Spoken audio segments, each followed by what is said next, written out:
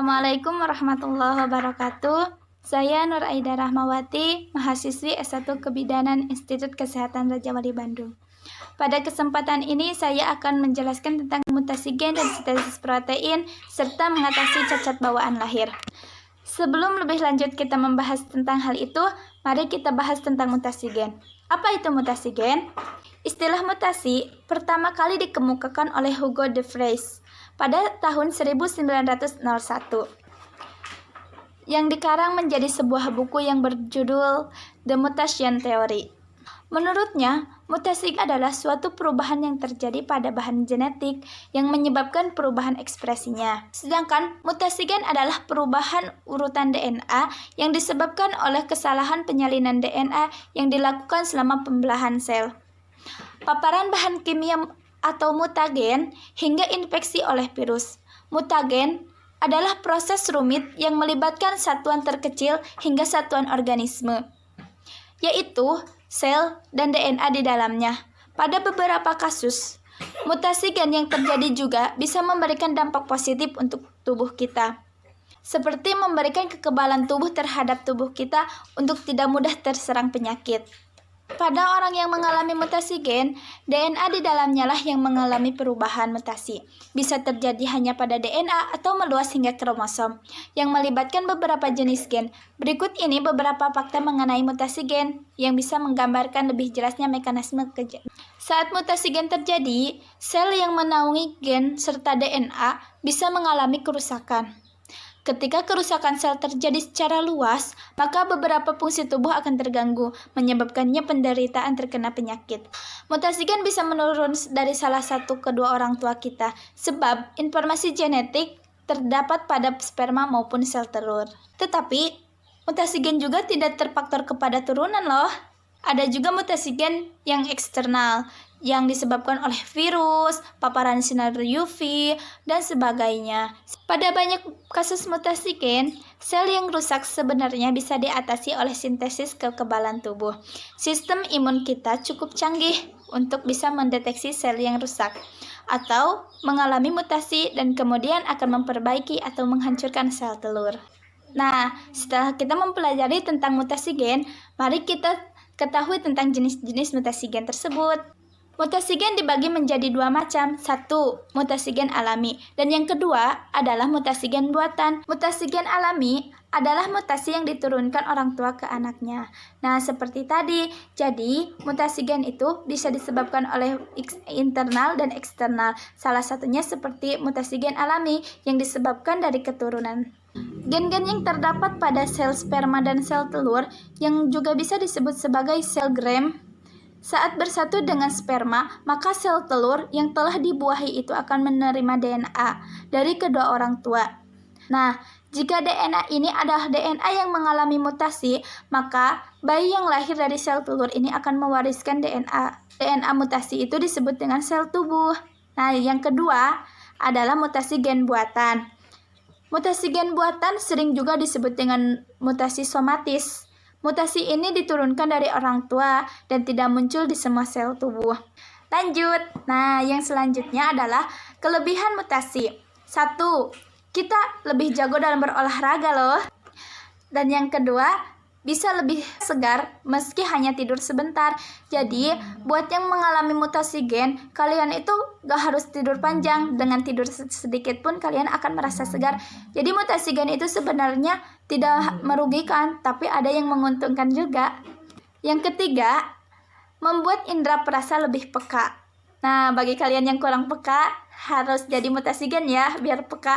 Yang keempat, tulang tidak mudah patah. Yang kelima, kadar kolesterol kita bisa stabil meski kita memakan atau mengkonsumsi lemak. Jadi, untuk yang mengalami mutasi gen, kalian itu gak usah khawatir kolesterol. Aduh, saya makan ini, tapi saya punya kolesterol. Jadi, buat yang mengalami mutasi gen, kalian gak perlu khawatir tentang kolesterol ya. Nah, selanjutnya, penyakit yang ditimbulkan. Yang pertama, anemia sel sabit. Yang kedua, sindrom Marfan. Yang ketiga, thalassemia alfa dan beta. Yang keempat, cystic fibrosis. Yang kelima, Fragile X syndrome. Yang keenam, penyakit Huntington. Dan yang terakhir, hemokrotosis. Nah, bahasan selanjutnya, sintesis protein. Apa sih yang dimaksud dengan sintesis protein?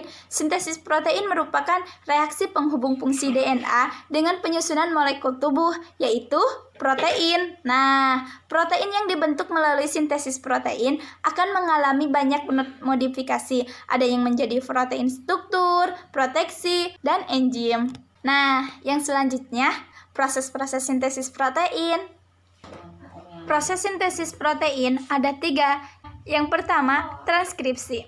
Apa sih transkripsi? Transkripsi merupakan proses pembentukan RNA dari satu pita cetakan DNA.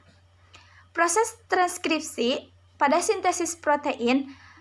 Proses sintesis protein ini berlangsung dalam sitoplasma dengan diawali proses pembukaan rantai ganda yang dimiliki oleh DNA dan bantuan enzim RNA. Yang kedua adalah translasi. Translasi, apa ya translasi? Translasi merupakan proses urutan nukleotida dalam mRNA yang diterjemahkan ke dalam urutan asam amino dari rantai polipeptida. Selama ini, proses sel membaca informasi pada messenger RNA atau mRNA dan menggunakannya untuk membuat sebuah protein. Nah, yang terakhir ada pelipatan protein. Kok protein dilipat? Jadi, rantai polipeptida yang harus disintesis tidak berfungsi selama mengalami modifikasi struktur, seperti penambahkan karbohidrat ekor. Pelipatan protein dibagi menjadi 4 tingkat. Yang pertama, tingkat primer. Yang kedua, tingkat menengah. Dan yang ketiga, yaitu tingkat tersier. Nah, yang terakhir, mengatasi cacat bawaan lahir. Jadi, ada 6 poin untuk kita mengatasi cacat bawaan lahir. Yang pertama, menghindari diet. Jika yang dimaksudkan diet adalah menurunkan berat badan ketika hamil, sebaiknya jangan, karena jika Anda membatasi porsi makan ataupun membatasi jenis makanan tertentu, cara ini justru akan mengurangi asupan nutrisi pada janin. Padahal 1000 hari pertama kehidupan merupakan masa emas bagi tubuh kembangnya bayi. Jadi, buat bunda-bunda yang sedang mengandung atau sedang hamil, disarankan jangan diet ya bun, soalnya janin kita membutuhkan banyak nutrisi. Jadi lebih baik menaikkan berat badannya aja ya bun. Nah, yang kedua, hindari sembarangan minum obat tanpa pengawasan dokter. Jadi, ketika kita sedang mengandung atau kita sedang hamil, kita harus lebih waspada untuk memilih obat, seperti obat pereda nyeri atau obat-obat yang mengandung aspirin dan ibuprofen. Sebaiknya, ketika kita mengeluh rasa sakit atau kita mengeluhkan ada sesuatu yang kita rasakan, sebaiknya kita cek aja ke bidan atau ke dokter. Buat bunda-bunda yang sedang mengandung atau sedang hamil, sebaiknya bunda-bunda harus hati-hati dalam memilih obat, ya. Apalagi, ibu hamil harus sangat diperhatikan waktu dosis dan minumnya, terutama pada trimester pertama dan terakhir. Dan yang ketiga, hindari rokok dan alkohol. Nah, jadi selain mencegah cacat lahir pada bayi, upaya ini juga membantu menurunkan resiko terjadinya keguguran. Anak yang lahir dari ibu perokok mempunyai resiko yang lebih tinggi untuk memiliki mata juling alias strabismus. Bayi yang lahir dari ibu perokok pada trimester pertama kehamilan lebih mungkin untuk memiliki cacat jantung dan paru saat kelahirannya. Minum alkohol saat hamil juga dapat menyebabkan bayi lahir secara cacat permanen. Bayi juga bisa mengalami kelainan bentuk wajah, kepala kecil, bayi lahir mati, cacat fisik, dan kerusakan sistem saraf pusat. Yang keempat, hindari kondisi tubuh yang sangat panas. Hal ini dikarenakan berada dalam kondisi maupun suhu tubuh yang terlalu panas dapat meningkatkan resiko bayi lahir cacat. Oleh karena itu, ada baiknya segera obati demam dan hindari paparan suhu terlalu panas, seperti berendam di bak mandi. Yang kelima itu lebih penting, yaitu mendapatkan imunisasi saat hamil. Jadi, untuk bunda-bunda yang sedang mengandung atau sedang hamil, sebaiknya bunda-bunda ikut imunisasi agar tahu bagaimana perkembangannya, bagaimana keadaan si bayinya, apakah sehat, apakah perlu dikasih vitamin, apakah dikasih sejenis obat penguat kandungan. Jadi lebih baik bunda-bunda ikut imunisasi ya. Nah, pastikan Anda berkonsultasi dulu dengan dokter untuk mengetahui vaksin mana yang disarankan selama kehamilan. Ada beberapa jenis imunisasi yang direkomendasikan untuk ibu hamil. Yang terakhir, penuhi kebutuhan asam folatnya. Ibu hamil disarankan untuk memenuhi kebutuhan asam folat sebagai upaya mencegah kelahiran pada bayi cacat, khususnya di bagian otak dan sumsum tulang belakang. Terlebih lagi, karena otak dan sumsum tulang belakang terbentuk sangat dini, sehingga berisiko menyebabkan kelainan jika tidak berjalan dengan baik. Ibu hamil dianjurkan untuk mengkonsumsi asam folat setidaknya 1 bulan sebelum hamil dan dianjurkan secara rutin selama masa kehamilan. Sekian pemaparan yang dapat saya sampaikan. Sampai bertemu di lain waktu. Assalamualaikum warahmatullahi wabarakatuh.